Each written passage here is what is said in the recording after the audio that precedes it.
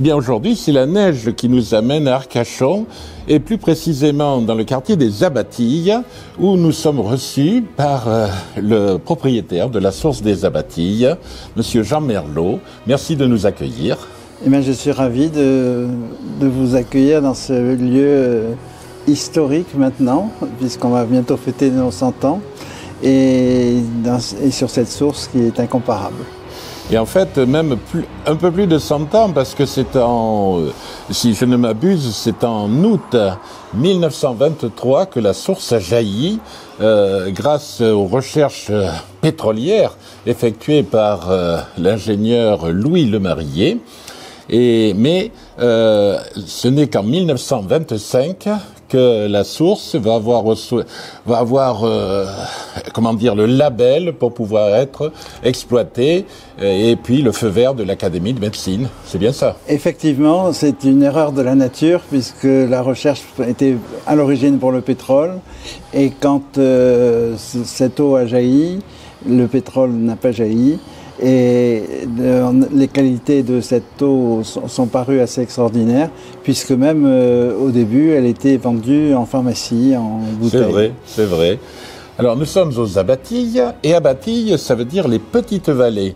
Si on remonte très longtemps dans le temps, on avait du sable ici, hein, c'était du sable des dunes, et c'est vers 1787-88 qu'un certain Nicolas Brémontier va venir semer des pins pour stabiliser les dunes littorales. Et puis après, ce quartier va petit à petit, à partir du début du XXe siècle, s'urbaniser. Et bien sûr, c'est en 1923 donc que la source va jaillir. Alors, si vous voulez, Monsieur Merlot, on pourrait peut-être aller là où la source a jailli, à la tête du forage.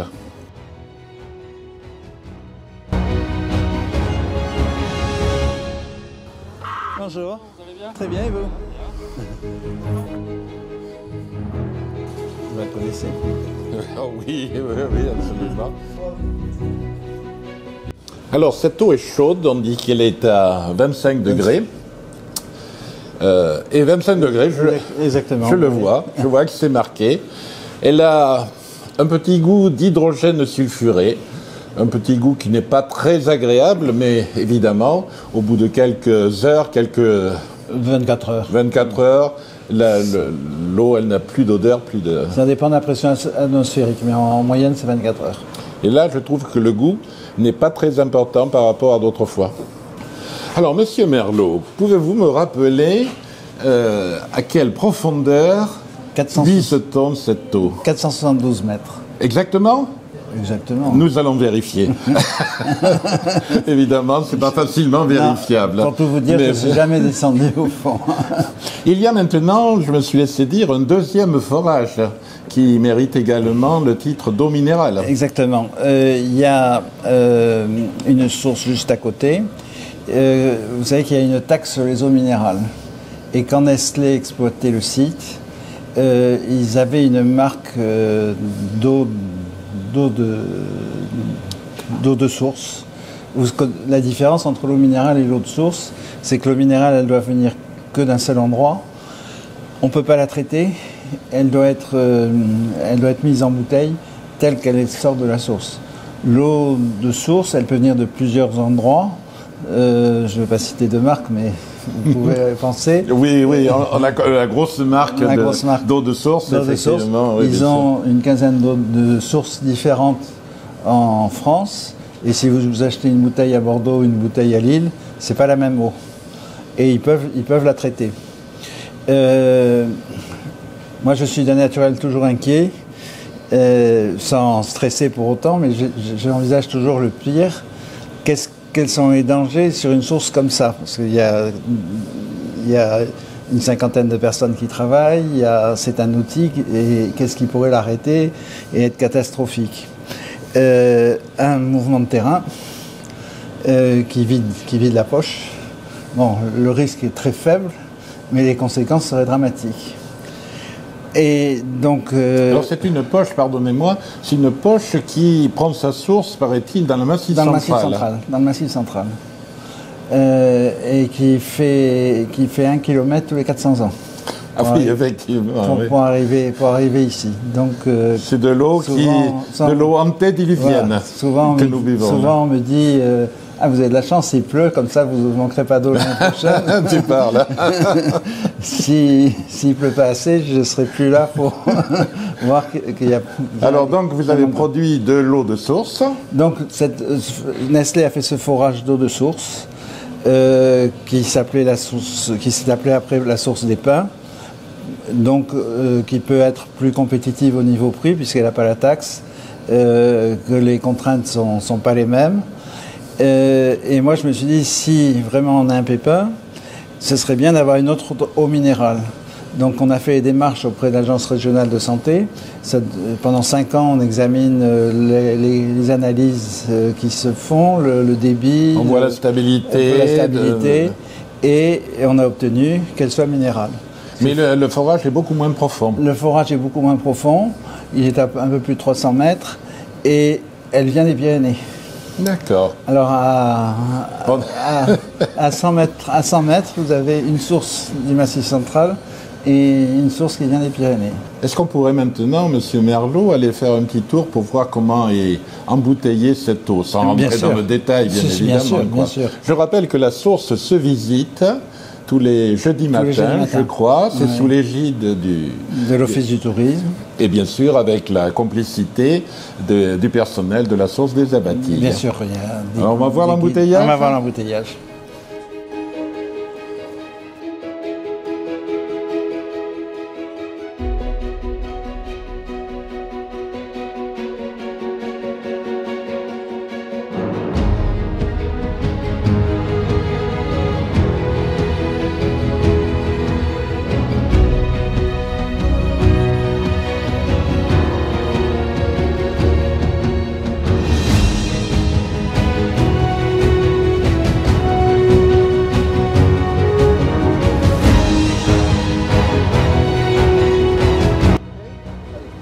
Belle usine, effectivement, la chaîne d'embouteillage fonctionne à merveille. Alors, combien vous avez de salariés qui travaillent ici? Aujourd'hui, il y a 50 personnes, 53 personnes. Oui, ok. Et ça a beaucoup augmenté Oui, on était à moins de 20 quand on est arrivé il y a 10 ans. D'accord. Et je peux vous demander le chiffre d'affaires de la maison, là? C'est de l'ordre de 16 millions. Très bien. Merci de nous avoir expliqué tout ça. Et si vous le voulez bien, maintenant, je vais passer le relais à ma collègue Elisabeth, avec laquelle vous allez pouvoir parler de l'eau, du cheminement de l'eau dans la nature. Avec grand plaisir.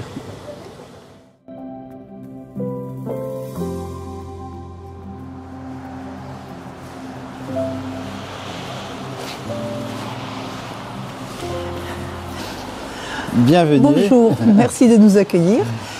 Eh bien, aujourd'hui, on va parler de nappes phréatiques. Et puis, quel meilleur endroit que d'être ici, aux Abatilles, où finalement, il y a la nappe, enfin, la source Sainte-Anne, mais c'est une nappe qui jaillissait, qui a jailli la première fois, je crois, en 1923-25, je ne sais pas exactement. 1923. Voilà. Elle a été exploitée à partir de 1925. Alors, en plus, aujourd'hui, c'est quelque chose de merveilleux, parce qu'il y a de la neige qui tombe. Et en fait, la neige, c'est de la pluie. Et que fait la pluie? Elle recharge les nappes phréatiques. Et donc, c'est très bon pour nos nappes, qui en ce moment commencent à être à l'équilibre, parce qu'il a bien plu, mais qui ont été très longtemps, depuis le début de l'année, depuis l'année dernière, la fin de l'année dernière surtout, ont été vraiment en déficit. Alors, cette source, ce forage, il est à 472 mètres. Oui. Voilà. Donc, vous puisez de l'eau qui est très vieille, qui a plusieurs millénaires. Alors, d'après les géologues de Nestlé, qui a géré la source, elle viendrait du Massif central et elle ferait 1 km tous les 400 ans. D'accord. Donc voilà, elle est vieille. On boit la même eau que l'homme de Cro-Magnon. Exactement. Et alors, ce qu'il faut bien comprendre, c'est qu'en fait, c'est pas une poche simplement avec de l'eau comme un lac où on pourrait nager, par exemple, mais que c'est simplement de l'eau qui est prise dans des sables, c'est-à-dire entre les interstices, et qu'on va retirer l'eau de ce sable.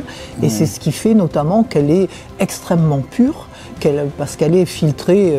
D'abord, elle a été filtrée tout le long de son voyage, et en plus, elle est extrêmement pure parce qu'elle est filtrée par tout ce sable. Absolument. Mais la poche se renouvelle en permanence. Elle est alimentée en permanence, et l'excédent part dans l'océan. D'accord.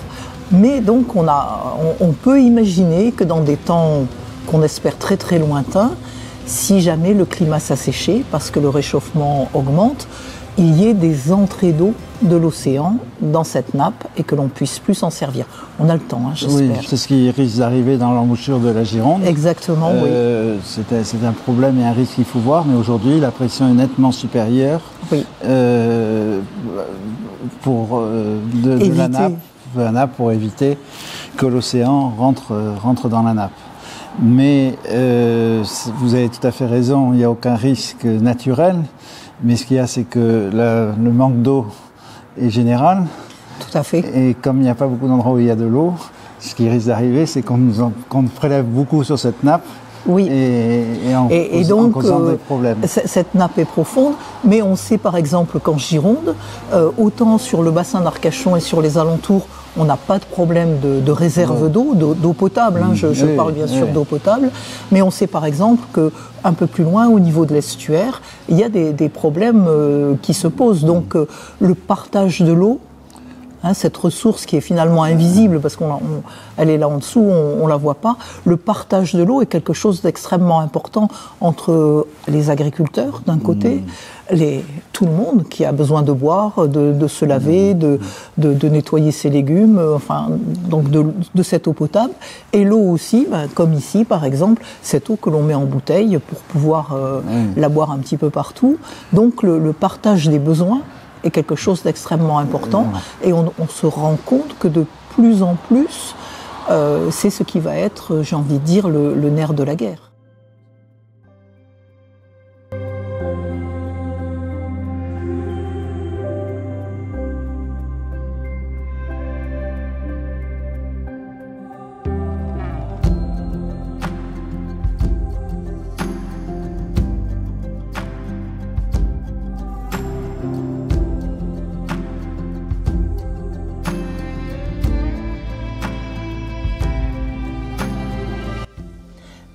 Oui, alors, et l'avenir, vous le voyez comment? Parce que bien évidemment, il va y avoir, dans les 20 ans, 30 ans qui viennent, il va y avoir des problématiques d'eau qui vont être très très importantes, des enjeux sur l'eau, des besoins qu'il va falloir réussir à répartir, et vous voyez ça comment, vous? Alors, concernant la nappe d'eau du secteur des abattis en particulier, et dans la région d'Arcachon, j'ai aucune inquiétude. Oui. Il y a des ressources qui dureront plusieurs générations. Par contre, on a des déficits très importants, même en Gironde, tout près de nous. Et l'eau, il faudra la partager. Alors, ce qui est compliqué, c'est de la transporter. Les canalisations, c'est assez limite. Donc, je crains que, nous concernant égoïstement, on nous demande de partager un jour ou l'autre. Et pour moi, ce serait criminel d'utiliser une eau qui a plusieurs milliers d'années pour laver sa voiture. Tout à fait, oui. Et qu'il faudrait spécialiser les usages. Il y avait un projet à Bordeaux-Lac, d'avoir une double canalisation, une canalisation pour de l'eau très potable et une canalisation pour de l'eau qui pourrait être le retraitement de station d'épuration, qui pourrait être l'eau du fleuve épurée pour faire tourner les machines à laver le linge, pour faire tourner pour les toilettes, pour plein d'usages, qui est l'essentiel de l'usage de l'eau. Alors, comment faire pour lancer ça dans les mœurs? Parce qu'à ce moment-là, on a de l'eau à profusion. Il n'y a pas de manque d'eau. Et je pense pas que la solution, c'est de dire aux gens, ne buvez plus d'eau. Moi, je leur dirais volontiers de boire du vin, c'est pas bien ça. Mais il faut des limites. Mais ne pas dire aux gens privez-vous, mais de dire aux gens utilisez de l'eau Donc, il faut quand même faire attention, quoi. C'est-à-dire, le message, c'est faites attention à l'eau. L'eau est une réserve épuisable. Donc, faites attention, ne l'utilisez pas n'importe comment et diversifiez vos usages, c'est-à-dire l'eau la plus pure pour la boisson et pour le corps humain, et puis les eaux peut-être un peu moins pures pour tout ce qui est travail, usage domestique, on va dire. Absolument. Après, là, on a parlé de l'usage domestique, mais il y a l'agriculture qui peut très bien avoir des eaux de moindre qualité, l'industrie aussi. Plus l'industrie que l'agriculture. Hein. Moi, j'aimerais bien que les salades, elles aient quand même de l'eau de bonne qualité. Ah, non, mais on a retraitement de stations d'épuration, d'eau sortant de stations d'épuration, on arrive à avoir de l'eau de bonne qualité. Je vous proposerai une dégustation un jour. On verra. Bon, mais écoutez, merci d'avoir discuté avec moi des nappes phréatiques. De vous intéresser aux abatis.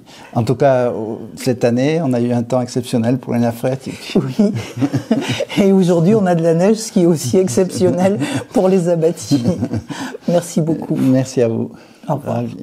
Atlantique TV, votre télévision de proximité. Chaîne indépendante de la Côte d'Argent, nous couvrons le pays de Médoc, le bassin d'Arcachon, le Val-de-Lair et les Landes. Atlantique TV, ce sont des émissions et des reportages sur la culture, le patrimoine, l'écologie ou encore l'artisanat. Nous testons également pour vous des activités fun, comme le saut en parachute, des nouveaux spots de glisse aquatique et bien plus encore. Nous venons aussi à votre rencontre avec nos micro-trottoirs. Vous souhaitez participer à nos émissions et venir avec nous rencontrer nos invités ou avoir accès à des images inédites, abonnez-vous à notre chaîne à partir de 1,99 € par mois. Atlantique TV, vous abonner, c'est aussi soutenir un média local 100% indépendant.